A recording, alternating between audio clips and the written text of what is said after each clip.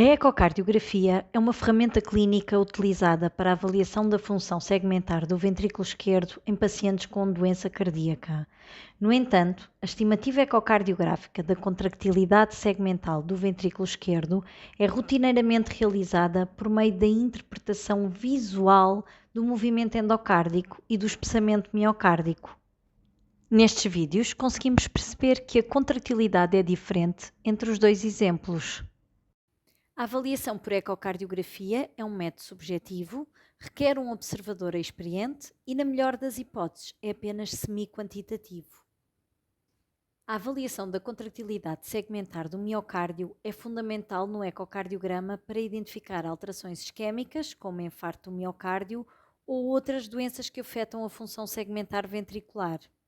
Para isso, a análise da movimentação das paredes cardíacas deve ser feita em diversos segmentos do ventrículo esquerdo, utilizando os seguintes critérios. O movimento, ou cinética da parede, avalia o deslocamento da parede em direção ao centro da cavidade ventricular durante a sístole. A movimentação deve ser simétrica e sincronizada nos segmentos analisados. Espessamento sistólico da parede. A parede miocárdica deve aumentar em espessura durante a sístole. Um espessamento inferior a 30% é considerado anormal. A sincronia da contração. A contração deve ocorrer de forma simultânea em todos os segmentos. Desvios desta sincronia podem indicar disfunções segmentares. E os deslocamentos do ponto final do endocárdio. Isto avalia a excursão do endocárdio durante a sístole. Uma diminuição desse deslocamento pode ser indicativa de hipocinésia. Este tipo de avaliação é caracteristicamente avaliada pelo speckle tracking, que nos dá valores como o strain global longitudinal. A contractilidade segmentar é classificada em 5 graus, conforme o All Motion Score Index. O grau divide-se em normal, hipocinésia, acinésia, discinésia e aneurismática. Diz-se que a contratilidade é normal quando existe uma mobilidade normal do miocárdio com movimento sistólico e espessamento da parede normais. Diz-se que o miocárdio está hipocinético quando existe uma redução da mobilidade do miocárdio com movimento sistólico e espessamento inferiores a 30%. Diz-se que o miocárdio está acinético quando existe ausência de mobilidade do miocárdio com ausência de movimento sistólico e espessamento inferiores a 10%. O miocárdio está discinético quando existe um movimento paradoxal do miocárdio, ou seja, a parede tem um movimento oposto ao esperado, ou seja, oposto ao da sua parede contralateral.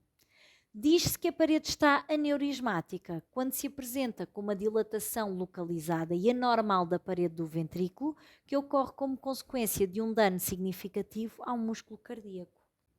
Para uma avaliação precisa, o ventrículo esquerdo é dividido em 17 segmentos, visualizados ecocardiograficamente por 2 janelas e 6 vias. Pela janela apical podemos avaliar a via apical 4 câmaras, 2 câmaras e 3 câmaras.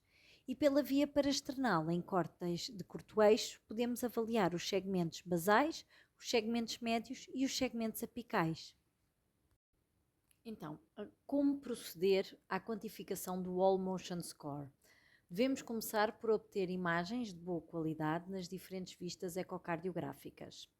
Para cada corte, devemos analisar cada segmento quanto ao movimento sistólico e quanto ao espessamento da parede. De acordo com a nossa avaliação subjetiva, rotulamos os segmentos que avaliamos, ou seja, os 17 segmentos. Se estiverem com contractilidade normal, colocamos 1. Se estiverem hipocinéticos, 2. Se estiverem acinéticos, rotulamos como 3. Discinéticos, rotulamos como 4. E se estiverem aneurismáticos, colocamos 5. Por fim, somamos o score dos 17 segmentos e dividimos por 17. Pronto. Um All Motion Score, um índice maior do que 1, indica disfunção ventricular segmentar. Então vamos ver o exemplo. Começamos por avaliar esta paciente. Não interessa agora a história clínica, não vou tratar este exemplo como um caso clínico, vamos só concentrar-nos na contractilidade segmentar. Neste apical 4 câmaras temos a parede septal e a parede lateral. A parede septal divide-se em 3 segmentos, segmentos septal inferior, basal e médio e o segmento septal apical. Já a parede lateral também se divide em 3 segmentos, os segmentos lateral anterior, basal e médio e o segmento lateral apical. Então, vamos começar a analisar. O segmento basal lateral anterior tem contractilidade normal, por isso vamos colocar 1. O segmento médio lateral anterior não contrai tão bem como o segmento basal, mas não está acinético. Parece contrair alguma coisa. Consideramos então a hipocinésia e colocamos 2. Tal como o segmento apical lateral também não contrai tão bem como o segmento basal, mas não está acinético. Rotulamos com 2 também. Quanto à parede contralateral, os segmentos basal e médio do septo inferior parecem estar até com a ecogenicidade mais carregada, podendo ser um sinal de fibrose miocárdica, e contraem menos do que a sua parede contralateral. Classificamos como segmentos hipocinéticos e colocamos 2 em ambos os segmentos. Já o segmento apical septal parece não contrair por completo, sendo classificado como acinético com 3. Agora passamos para a via apical 2 câmaras. Neste apical 2 câmaras temos a parede inferior e temos a parede anterior. Ambas as paredes se dividem em 3 segmentos, basal, médio e apical. Começamos por analisar a parede anterior. Tanto o segmento basal como o segmento médio parecem ter contractilidade conservada, por isso rotulamos com 1. Já o segmento apical parece estar acinético, rotulamos com 3.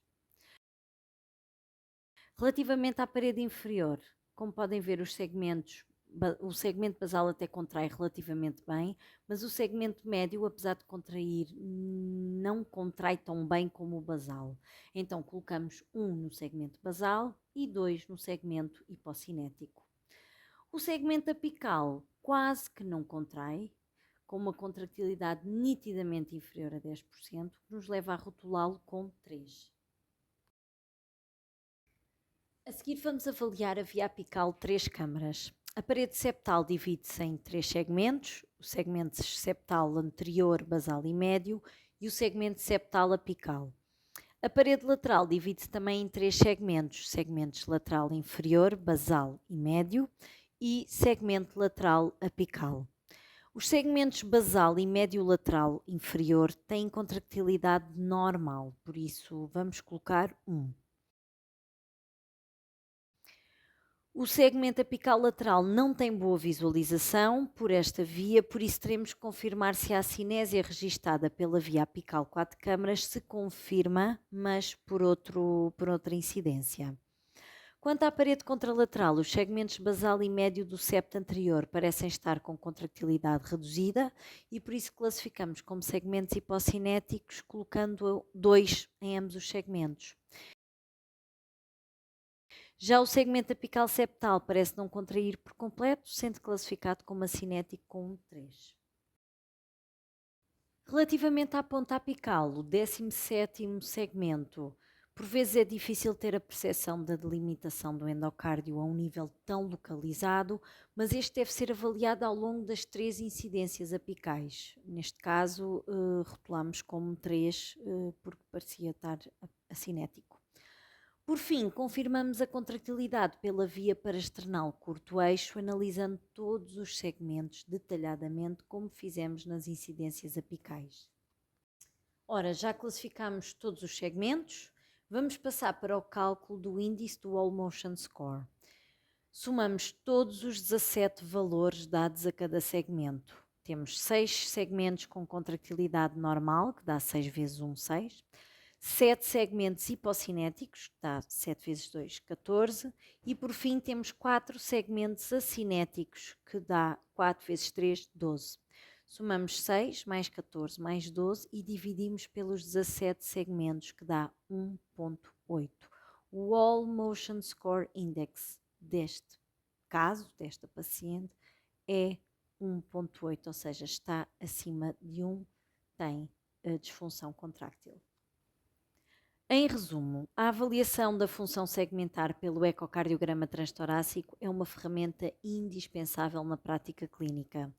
No entanto, é um processo que exige experiência e atenção aos detalhes, já que a interpretação pode ser subjetiva. O cálculo do All Motion Score permite uma avaliação mais quantitativa da função segmentar, aumentando assim a sensibilidade da avaliação e oferecendo uma análise mais precisa, impactando diretamente no diagnóstico e na condução terapêutica. Obrigada por ter assistido e até ao próximo vídeo.